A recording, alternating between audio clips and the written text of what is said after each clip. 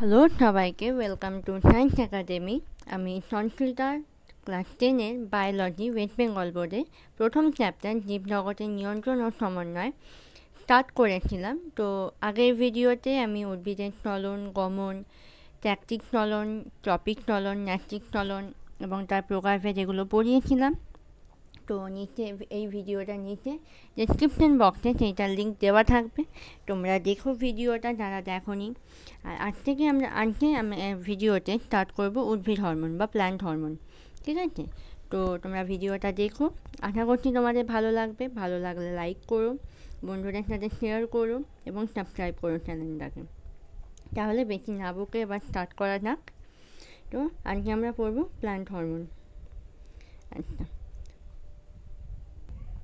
আমরা মানুষেরা বা অন্যান্য প্রাণীরা এই যে সারাদিন এত খাটাখাটনি করি, আমি মানুষের কথাই বলছি, এই যে সারাদিন এত খাটাখাটনি করি, পড়াশোনা করি আমরা, বা ঘুরে বেড়াই, বন্ধুদের সাথে কথা বলি, গল্প করি, বাকি বাড়ির লোকেদের সাথে কথা বলি, এমনি কথা বলি। তো এই যে এগুলো করার জন্য তো আমাদের একটা শক্তির প্রয়োজন হয়। এই শক্তিটা আমরা পাই কোথা থেকে? খাবার থেকে। খাবারে কার্বোহাইড্রেট, প্রোটিন, লিপিড এগুলো আমরা খাই, তাই নিয়ে আমরা শক্তিটা পাই। উদ্ভিদের ক্ষেত্রেও কিন্তু সেই রকম।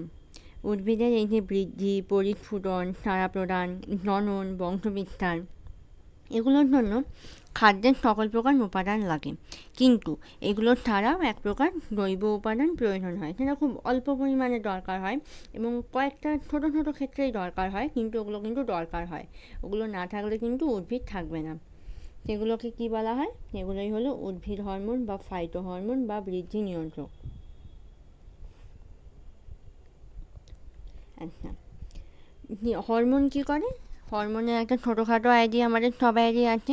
হরমোন জীবদেহে একটা নির্দিষ্ট স্থান থেকে উৎপন্ন হয়, যেমন প্রাণীদের ক্ষেত্রে একটা গ্রন্থি থেকে উৎপন্ন হয়, বা কোনো কোনো কোষ থেকে উৎপন্ন হয়। উদ্ভিদের ক্ষেত্রে একটা ছোট্ট জায়গা থেকে উৎপন্ন হয় এবং তারপর সেটা জীবদেহের সারা দেহে কোষগুলোতে ছড়িয়ে পড়ে। এবং হরমোন কিন্তু খুব অল্প পরিমাণে ক্ষরিত হয়, এবং হরমোন যদি কখনো বেশি বা কম ক্ষরিত হয় তাহলে কিন্তু সেটা কিন্তু দেহের জন্য খুব ক্ষতিকারক, আমাদের শরীরে একটা ব্যাড ইম্প্যাক্ট ফেলে। আর হরমোন কি সবসময় থেকে যায়? না, হরমোন কাজ করে, কাজ শেষ হয়ে গেলে ধ্বংস হয়ে যায়, আবার শরীর থেকে বেরিয়ে যায়। আচ্ছা, এগুলো হরমোনের বৈশিষ্ট্য। তো দেখা যাক, জীবদেহে নির্দিষ্ট স্থান থেকে হরমোন উৎপন্ন হয়ে ধীরে ধীরে সারা দেহের কোষগুলিতে ছড়িয়ে পড়ে এবং কোষের বিক্রিয়াগুলি নিয়ন্ত্রণ করে। এইভাবে জীবদেহে রাসায়নিক সংযোগ গড়ে তোলার জন্য হরমোনকে রাসায়নিক সমন্বয়ক বলা হয়। তাই আমাদের যদি কেউ জিজ্ঞেস করে যে হরমোনকে রাসায়নিক সমন্বয়কারক বা সমন্বয়ক কেন বলা হয়, তাহলে আমরা এইটা বলবো। আচ্ছা, এটা কিন্তু হরমোনের একটা বৈশিষ্ট্যের মধ্যেও পড়ে। আচ্ছা, তাহলে এইটা একটা হরমোনের বৈশিষ্ট্য হলো 1। এবার এখানে নিচে যে বৈশিষ্ট্যগুলো দেওয়া আছে সেগুলো দেখি। হরমোন খুব সূক্ষ্ম মাত্রায় ক্রিয়াশীল হয়। প্রয়োজনের চেয়ে কম বা বেশি ক্ষরিত হলে দেহের শারীরবৃত্তীয় ক্রিয়ায় বিঘ্ন ঘটায়। কার্য সমাপ্তির পর হরমোন ধ্বংস হয়ে যায় এবং দ্রুত শরীর থেকে নির্গত হয়। তাহলে আমরা এখানে হরমোনের 4খানা বৈশিষ্ট্য পেলাম। চলো, এখানে এই প্যারাটাতে কিছু বৈজ্ঞানিকদের নাম এবং তাদের ইউজ করা কিছু টার্ম সেগুলো দেওয়া আছে। এগুলো তোমাদের এমসিকিউ এর জন্য কিন্তু খুব ইম্পর্টেন্ট। তো আমি যেগুলো আন্ডারলাইন করছি সেগুলো কিন্তু তোমরা দেখে রেখো। বিজ্ঞানী বেলিস ও স্টার্লিং 1905 খ্রিস্টাব্দে এই রাসায়নিক সমন্বয়ক পদার্থটিকে হরমোন নামে অভিহিত করেন। আচ্ছা, এখানে এই যে সালগুলো দেওয়া আছে এগুলো তোমরা মনে রাখতেও পারো, নাও রাখতে পারো। মাধ্যমিকে এগুলো বেসিক্যালি দেয় না খুব একটা, কিন্তু তোমাদের স্কুলের টেস্ট পরীক্ষা বা প্রি টেস্ট এগুলো দিতেই পারে। তো এটা দেখে রেখো। তাহলে হরমোন পদার্থটি কে নামকরণ করেন? বিজ্ঞানী বেলিস ও স্টার্লিং। হরমোন শব্দটি গ্রিক শব্দ হরমাও থেকে উৎপত্তি, যার অর্থ হলো জাগ্রত করা বা উত্তেজিত করা। 1881 খ্রিস্টাব্দে চার্লস ডারউইন, এনাকে তো আমরা সবাই চিনি, আমরা সবাই নাম শুনেছি এনার। চার্লস ডারউইন আলোকবৃত্তি পরীক্ষা থেকে উদ্ভিদে হরমোনের উপস্থিতি জানান। পরবর্তীকালে বিজ্ঞানী ভেন্ট দই নামক উদ্ভিদের মুকুলাবরণী থেকে অক্সিন নামক হরমোন আবিষ্কার করেন। অক্সিন কিন্তু এক প্রকার উদ্ভিদ হরমোন, ঠিক আছে? আমরা নিচে গিয়ে পড়বো ব্যাপারটা। তো এখন নামটা দেখে রাখো। আর বিজ্ঞানী ভেন্ট এটা আবিষ্কার করেছিলেন, এটাও দেখে রাখো। জীবদেহে নির্দিষ্ট স্থান থেকে হরমোন উৎপন্ন হয়ে তারা দেহে কোষগুলি ছড়িয়ে পড়ে এবং কোষের সকল প্রকার শারীরবৃত্তীয় ক্রিয়াকলাপ নিয়ন্ত্রণ করে। এটাও তো আমরা আগেই দেখলাম। চলো, উদ্ভিদের বৃদ্ধির সহায়ক রূপে হরমোন নানা রকম কাজ করে, যেমন অগ্র ও পার্শ্বীয় বৃদ্ধি, কোষ বিভাজন, ফুল ফোটানো, মুকুলোদ্গম, বীজের অঙ্কুরোদ্গম, ট্রপিক চলন ইত্যাদি। আচ্ছা, এগুলো কিন্তু এক একটা হরমোনের এক এক রকম কাজ, এগুলো আমরা পরে গিয়ে পড়ব। এবার এখানে হরমোনের সংজ্ঞা দেওয়া আছে, তোমরা দেখে নিও। যে জৈব রাসায়নিক পদার্থ বিশেষ কোষ সমষ্টি বা অন্তঃক্ষরা গ্রন্থিকোষ থেকে নিঃসৃত হয়ে দেহতরলের মাধ্যমে বা ব্যাপন ক্রিয়ায় উৎপত্তিস্থল থেকে দূরে বাহিত হয়ে কোষের বিপাকীয় ক্রিয়া নিয়ন্ত্রণ করে এবং ক্রিয়ার পর ধ্বংসপ্রাপ্ত হয় তাকে হরমোন বা রাসায়নিক সমন্বয়ক বলে। আচ্ছা, এখানে হরমোন এবং উৎসেচকের পার্থক্য দেওয়া আছে। এটা আমরা ছোটোবেলা ক্লাস 8-এও পড়েছিলাম, তাই না? হরমোন অনাল গ্রন্থিদের কোষ থেকে উৎপন্ন হয়, উৎসেচক সমস্ত সজীব কোষেই উৎপন্ন হয়। হরমোন সাধারণত উৎসস্থলে ক্রিয়া করে না, ব্যতিক্রম লোকাল হরমোন। লোকাল হরমোনের উদাহরণ হচ্ছে গ্লুকাগন, ইনসুলিন, গ্লুকাগন, এগুলোর নামটা আমরা শুনেছি ক্লাস 8-এ, আমরা এই পরে গিয়েও পড়ব। তো লোকাল হরমোনের উদাহরণ গ্লুকাগন, এটা জেনে রেখো। উৎসেচক উৎপত্তিস্থল ও অন্যত্র ক্রিয়া করে। হরমোন ক্রিয়ার পর ধ্বংস হয়ে যায়, উৎসেচক ক্রিয়ার পর ধ্বংস হয় না। এবার আমরা আসছি উদ্ভিদ হরমোনের বৈশিষ্ট্যতে।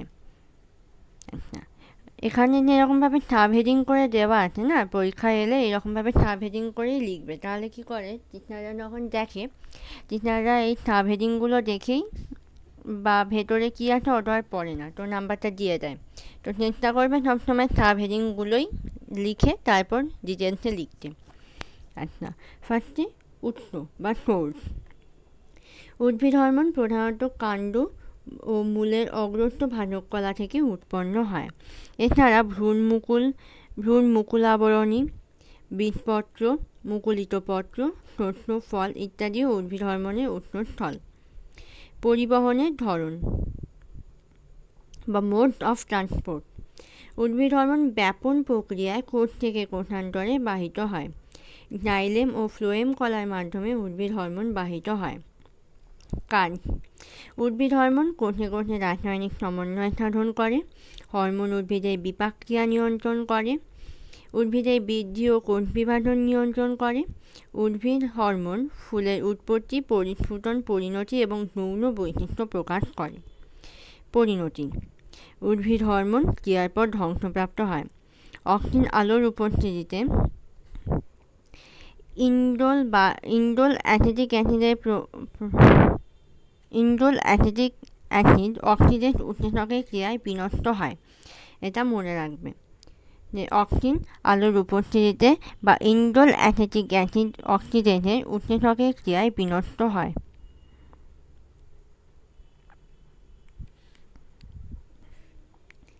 এটা আমি ব্র্যাকেট করে দিলাম রেড দিয়ে। এখানে জিব্বেরেলিনের কথাও দেওয়া আছে। জিব্বেরেলিন বা জিব্বেরেলিক অ্যাসিড অক্সিডেজের প্রভাবে ধ্বংসপ্রাপ্ত হয়। সাইটোকাইনিন অক্সিডেজ উৎসেচকের ক্রিয়ায় ধ্বংসপ্রাপ্ত হয়। আচ্ছা, এবার হচ্ছে টাইপস অফ প্ল্যান্ট হরমোন বা উদ্ভিদ হরমোনের প্রকারভেদ।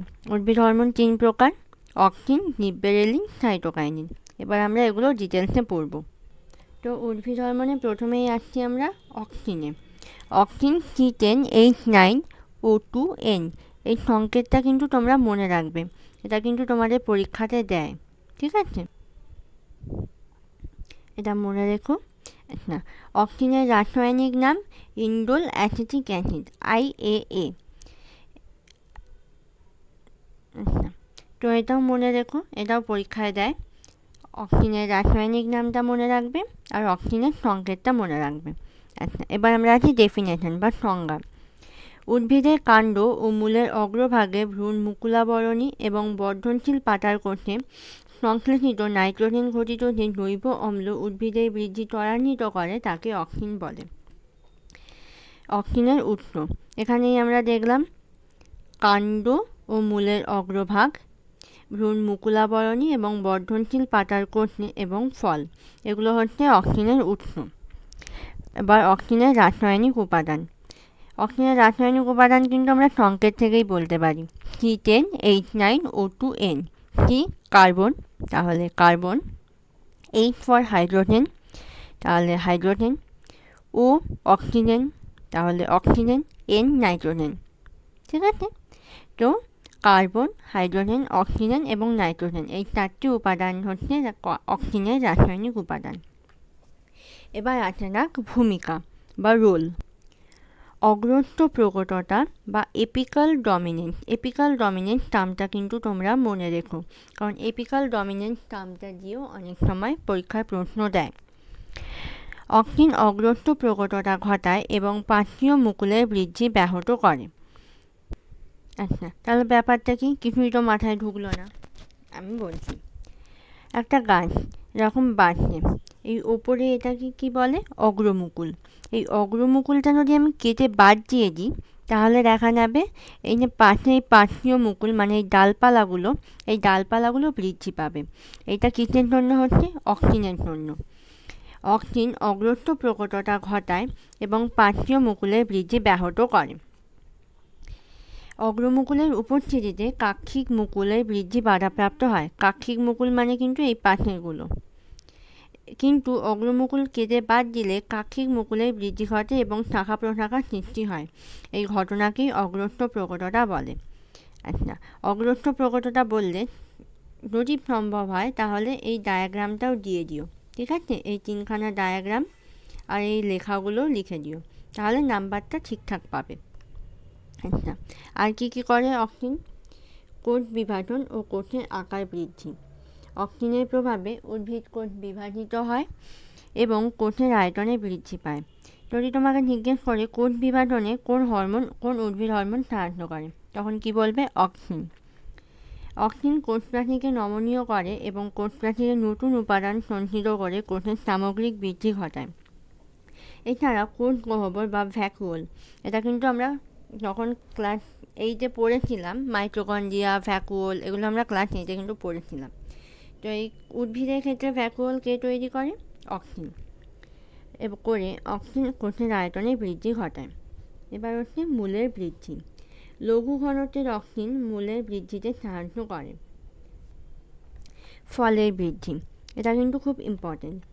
পরাগযোগ ও নিষেকের পর ডিম্বাশয়ে অক্সিনের পরিমাণ বেড়ে যায়। এই কারণে ডিম্বাশয় ফলে পরিণত হয়। অক্সিনের প্রভাবে নিষেক ছাড়াও ডিম্বাশয় ফলে পরিণত হয়।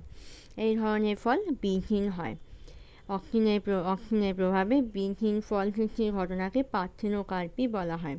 এই পার্থেনোকার্পিটা কিন্তু কৃত্রিম উপায় অনেক সময় অক্সিন প্রয়োগ করে ফল তৈরি করা হয় এবং তখন ফল বীজহীন হয়। আমরা কিন্তু অনেক সময় দেখতে পাই না, হ্যাঁ, আমরা যখন কলা খাই, তো অনেক সময় আমরা কলাকে কিন্তু বীজ পাই না।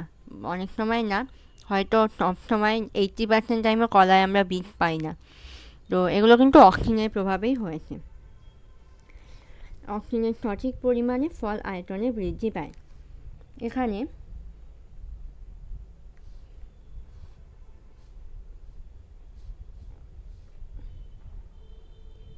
অগ্রস্থ প্রকটতা এবং ফলের বৃদ্ধি, এই দুটো থেকে কিন্তু আলাদা করে কোয়েশ্চেন আসতে পারে, 1 নম্বর বা 2 নম্বরের কোয়েশ্চেন। তো আমি ওই জন্য এটাকে রেড মার্ক করে দিলাম। এবার আসি ট্রপিক ত্বলন নিয়ন্ত্রণ। অক্সিন উদ্ভিদে ফটোট্রপিক এবং জিওট্রপিক ত্বলন নিয়ন্ত্রণে বিশেষ ভূমিকা গ্রহণ করে। ফটোট্রপিক এবং জিওট্রপিক ত্বলন, এই দুটো কিন্তু আমি আগের ভিডিওতে বুঝিয়েছিলাম কি জিনিসটা। তো যারা আগের ভিডিওটা দেখোনি তারা দেখে নিও, ডেসক্রিপশানে লিঙ্ক দেওয়া থাকবে। তো অক্সিন উদ্ভিদে ফটোট্রপিক, ফটো মানে আলো, তো আলোর জন্য ট্রপিক ত্বলন যেটা হয়। আর জিও মানে গ্র্যাভিটেশন যে ট্রপিক ত্বলনটা নিয়ন্ত্রণ করে। তো ফটোট্রপিক এবং জিওট্রপিক ত্বলন নিয়ন্ত্রণে বিশেষ ভূমিকা পালন করে অক্সিন। কাণ্ডে অক্সিন আলোকোষ্ঠের বিপরীত দিকে বেশি মাত্রায় সঞ্চিত হয়ে ওই অঞ্চলে কোষগুলির দ্রুত বিভাজন ঘটায়। ফলে উদ্ভিদের কাণ্ড আলোকোষ্ঠের দিকে বৃদ্ধি পায়। এটাকে আমরা কি বলি? অনুকূল আলোকবর্তী। আগের ভিডিওতে আমি বুঝিয়েছিলাম। মূল স্বল্প পরিমাণে অক্সিনের বেশি অনুভূতিশীল। মূলের ক্ষেত্রে আলোকোষ্ঠের দিকে কোষগুলিতে অক্সিনের উপস্থিতি খুব কম, সেজন্য কোষগুলি দ্রুত বিভাজিত হয়, ফলে মূল আলোর বিপরীত দিকে বেঁকে যায় এবং অধিক ঘনত্বে বেঁকে যায়। আচ্ছা, তাহলে কাণ্ড কেন আলোর দিকে আর মূল কেন আলোর বিপরীত দিকে বেঁকে যায় সেটা আমরা দেখতে পেলাম। অধিক ঘনত্বের অক্সিন বিটপে অনুভূতিশীল এবং কম ঘনত্বের অক্সিন মূলে অনুভূতিশীল। এখানেও কিন্তু যদি এখান থেকে কোনো 2 নম্বরের যদি এটা যে 2 নম্বরের কোয়েশ্চেন দেয়, তো এই ডায়াগ্রামটা এঁকে দেওয়ার কিন্তু চেষ্টা করো, কারণ যত তোমরা ডায়াগ্রামেটিক অ্যান্সার করবে তত কিন্তু নাম্বার ভালো পাবে। কাণ্ডের অগ্রভাগে অধিক ঘনত্বের অক্সিন এবং মূলের অগ্রভাগে কম ঘনত্বের অক্সিন সঞ্চিত হয়ে যথাক্রমে কাণ্ড এবং মূলের অগ্রভাগে দুটো কোষ বিভাজন ঘটায়, ফলে বিটপ অভিকর্ষের বিপরীত দিকে এবং মূল অভিকর্ষের অনুকূল দিকে অগ্রসর হয়। অক্সিন এইভাবে উদ্ভিদের জিওট্রপিক ত্বরণ নিয়ন্ত্রণ করে। আমাদের কোয়েশ্চেন একটা 2 মার্কসের দিতেই পারে যে অক্সিন কীভাবে উদ্ভিদের জিওট্রপিক ত্বরণ নিয়ন্ত্রণ করে, তখন কিন্তু এটা বলতে হবে এবং সঙ্গে এই ডায়াগ্রামটা দিতে হবে, অক্সিজেন জিওট্রপিক ত্বরণ। আর যদি ফটোট্রপিক ত্বরণ বলে তাহলে তখন এই ডায়াগ্রামটা। এটা কিন্তু 2 নম্বরের কোয়েশ্চেনের ক্ষেত্রে আসতেই পারে। আচ্ছা, এবার আগের পাতাতে আমরা একবার ব্যাক করি। এখানে নিচে কিন্তু খুব দুটো ইম্পর্টেন্ট পয়েন্ট দেওয়া, এটা কিন্তু আমাদের এমসিকিউতে দেয়। ফ্লোরিনেন এক প্রকার প্রকল্পিত হরমোন, যেটা আমরা কৃত্রিম হরমোন আমি একটু আগেই বলেছি পার্থেনোকার্পির ক্ষেত্রে ইউজ হয়। এই কৃত্রিম হরমোন বা প্রকল্পিত হরমোন যা গাছে ফুল ফোটায়। পার্থেনোকার্পি দ্বারা ফল তৈরি হয়, বীজহীন ফল, আর গাছের ফুল ফোটায় ফ্লোরিনেন নামক এক প্রকার কৃত্রিম হরমোন। ইথিলিন এক প্রকার গ্যাসীয় হরমোন যা ফল পাকাতে সাহায্য করে। আমরা অনেক সময় বাড়িতে শুনি না, ইথিলিনে ফল পাকানো হয়েছে বা ফল পাকিয়েছে ইথিলিন নামক হরমোন। তো এই যে ইথিলিন সেই প্রকার গ্যাসীয় হরমোন যা ফল পাকাতে সাহায্য করে। তো এতক্ষণ আমরা বললাম অক্সিন, উদ্ভিদের হরমোনের মধ্যে প্রথম অক্সিন। আচ্ছা, এবার আমরা আছি জিববেরেলিনে। জিববেরেলিন C19, H22 ও 6। অক্সিনের মতো জিববেরেলিনও উদ্ভিদের বৃদ্ধির সহায়ক হরমোন। 1921 খ্রিস্টাব্দে কুরোসোয়া প্রথম জিববেরেলা ফুজিকুই নামক ছত্রাকে এই হরমোনের উপস্থিতি লক্ষ্য করেন। এটা তাহলে 1921 খ্রিস্টাব্দে কুরোসোয়া প্রথম জিববেরেলা ফুজিকুই নামক ছত্রাকে এই হরমোনের উপস্থিতি লক্ষ্য করেন। জিববেরেলিনের রাসায়নিক নাম জিববেরেলিক অ্যাসিড, GA। যেমন অক্সিনের রাসায়নিক নাম ইন্ডোল অ্যাসিটিক অ্যাসিড, IAA, যেমন জিববেরেলিনের রাসায়নিক নাম জিববেরেলিক অ্যাসিড। এবার আমরা দেখি ডেফিনেশন বা সংজ্ঞাতে কি দেওয়া আছে। উদ্ভিদের পরিপক্ক বীজ, অঙ্কুরিত চারাগাছ, বীজপত্র, মুকুল ইত্যাদিতে সংশ্লেষিত টার্পিনয়েড গোষ্ঠীর যে জৈব অম্ল উদ্ভিদের দৈর্ঘ্যের বৃদ্ধি ঘটায় এবং বীজের সুপ্ত দশা হ্রাস করে এবং ফুল ধারণের সাহায্য করে, তাকে জিববেরেলিন বলে। তাহলে এখান থেকে কিন্তু আমরা জিববেরেলিনের 3টে কাজও পেয়ে গেলাম, তাই না? উদ্ভিদের দৈর্ঘ্যের বৃদ্ধি ঘটানো, বীজের সুপ্ত অবস্থা হ্রাস করা এবং ফুল ধারণের সাহায্য করা। আচ্ছা, এবার জিববেরেলিনের উৎস। জিববেরেলিন উদ্ভিদের পরিপক্ক বীজে, মুকুল, অঙ্কুরিত চারাগাছ, বীজপত্র, বর্ধিষ্ণু পাতায় সংশ্লেষিত হয়। রাসায়নিক উপাদান, এটা আমরা জিববেরেলিনের সংকেত থেকেই দেখতে পাবো। Carbon, hydrogen, oxygen, C19, H22 ও 6। জিববেরেলিন কিন্তু নাইট্রোজেনবিহীন একটি হরমোন। তো যদি জিজ্ঞেস করা হয় যে নাইট্রোজেনবিহীন হরমোনের নাম বলো, তাহলে জিববেরেলিন। এটা আমি মার্ক করে দিচ্ছি, এটা কিন্তু এমসিকিউ এর জন্য খুব ইম্পর্টেন্ট। তাহলে জিববেরেলিনের রাসায়নিক উপাদান কার্বন, হাইড্রোজেন, অক্সিজেন। এবার হচ্ছে ভূমিকা। মুকুল ও বীজের সুপ্তাবস্থা ভঙ্গ। জিববেরেলিন বীজ ও মুকুলের সুপ্তাবস্থা ভঙ্গ করতে সক্ষম। মানে ধরো কোনো মুকুল তার অঙ্কুরোদ্গম হচ্ছে না, কোনো বীজ তার অঙ্কুরোদ্গম হচ্ছে না, তাহলে কি সেটার মধ্যে জিববেরেলিন কম আছে। তো সেখানে যদি আমরা বাইরে থেকে জিববেরেলিন প্রয়োগ করি কৃত্রিম উপায়ে, তাহলে কিন্তু সেটা অঙ্কুরোদ্গম হবে। তো এটা সেটাই বলা আছে। জিববেরেলিন বীজ ও মুকুলের সুপ্তাবস্থা ভঙ্গ করতে সক্ষম। এই সমস্ত বীজে ও মুকুলে অল্প অন্তর্তনিষ্ণু জিব্বেরেলিন থাকে, যেটাকে এন্ডোজেনাস জিব্বেরেলিন বলে। সেক্ষেত্রে বহির্তনিষ্ণু মানে এক্সোজেনাস জিব্বেরেলিন প্রয়োগ করলে বীজ ও মুকুলের সুপ্তাবস্থা ভঙ্গ করা যায়। আচ্ছা, এবার আসি পর্বমধ্যের দৈর্ঘ্য বৃদ্ধি। জিব্বেরেলিনের প্রভাবে উদ্ভিদের পর্বমধ্যগুলির সংখ্যা বৃদ্ধি না হয়ে দৈর্ঘ্যে বৃদ্ধি ঘটে, ফলে উদ্ভিদ অতিশয় লম্বা হয়।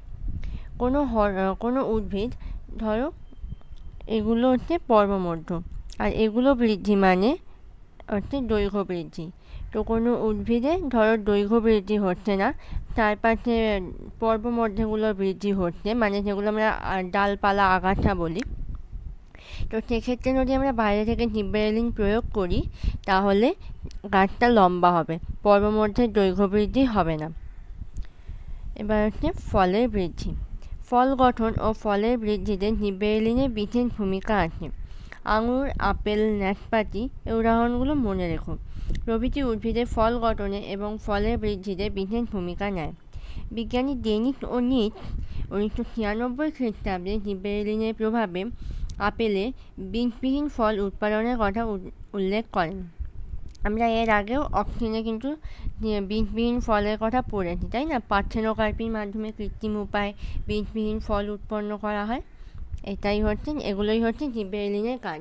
এছাড়াও জিব্বেরেলিনের আরও কাজ আছে, যেমন আলফা অ্যামাইলেজ নামক একটি উৎসেচক, সেটার সংশ্লেষে কিন্তু জিব্বেরেলিন সাহায্য করে। জিব্বেরেলিনের মধ্যে যে অ্যাসিড থাকে, জিব্বেরেলিক অ্যাসিড, সেটা আলফা অ্যামাইলেজ নামক উৎসেচকের সংশ্লেষে সাহায্য করে। আচ্ছা, এবার আমরা আছি 3 নম্বর হরমোন, সাইটোকাইনিন। এর সংকেত কি? C10H9N5O, মানে এটা কিন্তু নাইট্রোজেন ঘটিত একটি হরমোন। আচ্ছা, সাইটোকাইনিন বা কাইনিন পিউরিন জাতীয় নাইট্রোজেন ঘটিত ক্ষারীয় জৈব পদার্থ। তো আমাদের অনেক সময় কোয়েশ্চেন যেতে পারে এমসিকিউতে, যে পিউরিন জাতীয় নাইট্রোজেন ঘটিত ক্ষারীয় জৈব পদার্থর নাম কি? সেক্ষেত্রে কিন্তু আমরা বলবো সাইটোকাইনিন। আমি এখানে মার্ক করে দিলাম। আচ্ছা, এবার আমরা দেখি ডেফিনেশনে কি দেওয়া আছে সংজ্ঞাতে।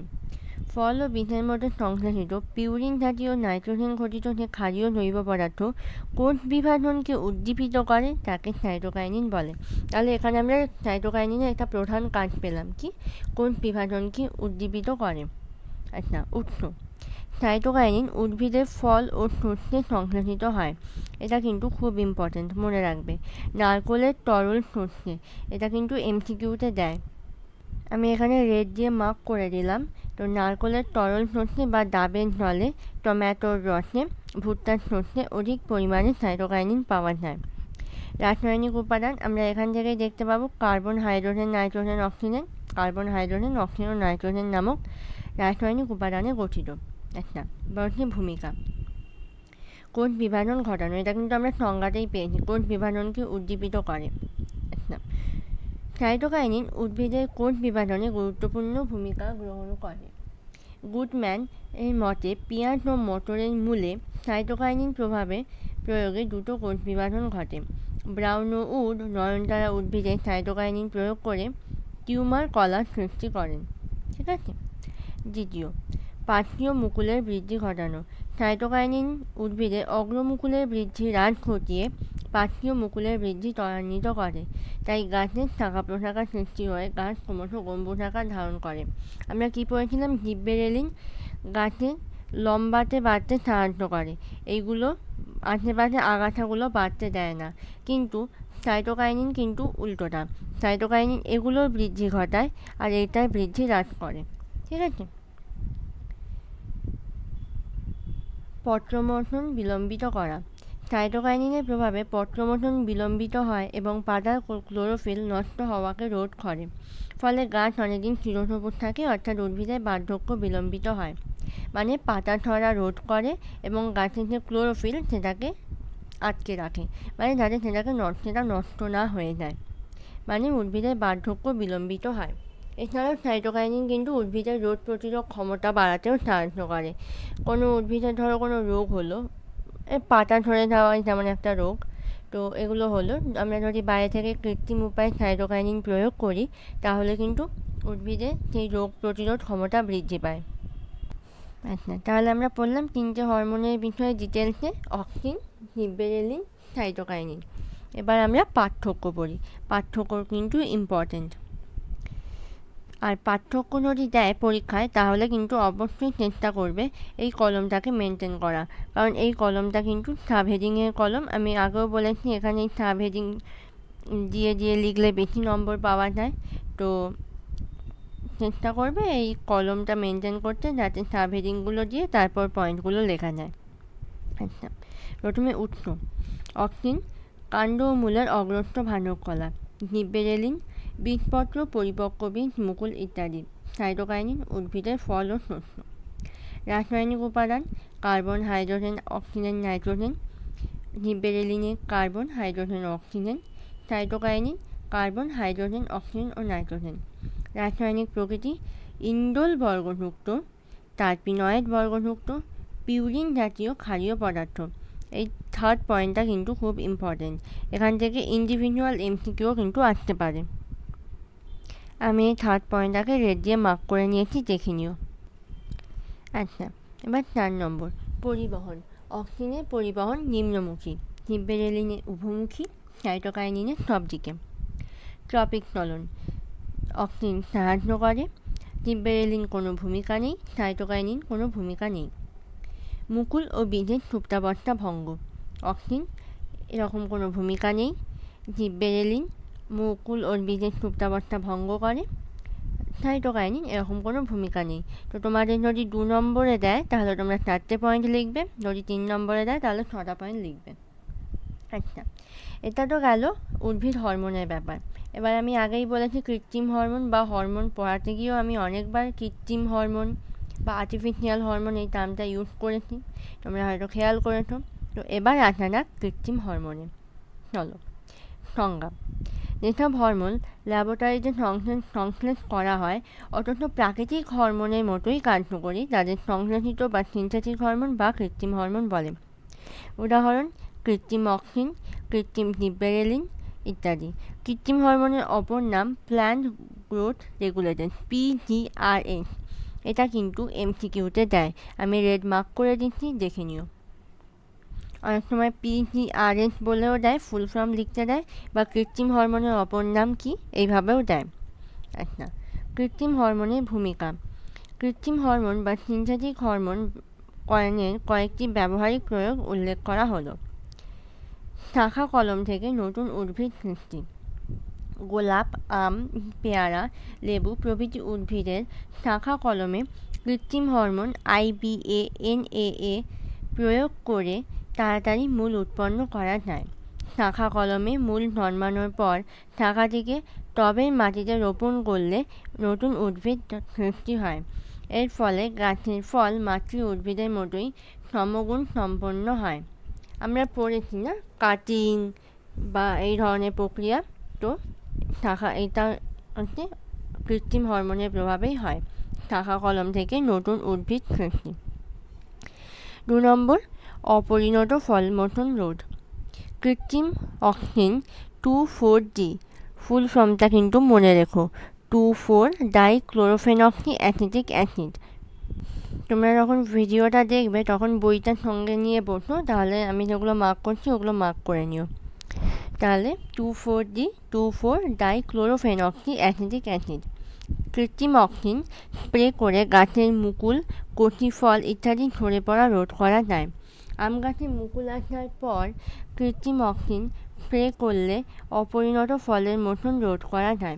অনেক সময় আমরা শুনি না আম ভালো হয়নি কারণ এবারে কালবৈশাখীতে সব কাঁচা আম ঝরে পড়ে গেছে, বা এমনি আম ঝরে পড়ে গেছে, কাঁচা আমের মুকুল। তো এরকম কৃত্রিম অক্সিন যদি স্প্রে করা হয় তাহলে অপরিণত ফলের মতন রোধ করা যায়। 3 নম্বর আগাছানাশক হিসাবে কৃত্রিম অক্সিনের ভূমিকা। ধান, গম, যব প্রভৃতি শস্য ক্ষেত্রে কৃত্রিম অক্সিন 2,4-D ব্যবহার করে আগাছা নির্মূল করা হয়। এতে ফসলের ওপর কোনো স্থায়ী প্রভাব পড়ে না। মানে কি, আগাছাও নির্মূল হচ্ছে, মানে আগাছার ক্ষেত্রে ক্ষতিকারক, কিন্তু ফসল সেগুলোকে কিন্তু কোনো প্রভাব পড়ছে না। বীজবিহীন ফল সৃষ্টি, যেটাকে আমি তখনই বলেছিলাম parthenocarpy.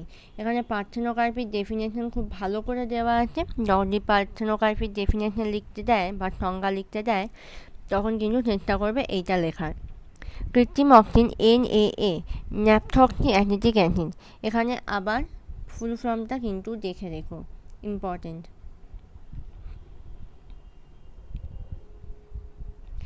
NAA, IBA, indole butyric acid, এগুলো কিন্তু ইম্পর্টেন্ট। এখানে 2,4-D, NAA, IBA, এই তিনটে ফুল ফর্ম কিন্তু দেখে রেখো। প্রয়োগ করে পরাগযোগ ও নিষেক ছাড়াই উদ্ভিদের বীজবিহীন ফল সৃষ্টি করা হয়, যেমন পেঁপে, কলা, টমেটো, পেয়ারা ইত্যাদি। বীজবিহীন ফল সৃষ্টি হওয়াকেই পার্থেনোকার্পি বলে। তো এখানে পার্থেনোকার্পির সংজ্ঞা পেয়ে গেছো, তো এটাকেই পার্থেনোকার্পি বলে। আচ্ছা, তো আজকে এতটাই থাক। আমি নেক্সট ভিডিওতে আবার অ্যানিমেল হরমোন বা প্রাণীদেহের হরমোন পড়াবো, এবং তারপরে ভিডিওতে নার্ভাস সিস্টেম বা স্নায়ুতন্ত্র পড়িয়ে এই চ্যাপ্টারটা কমপ্লিট করব।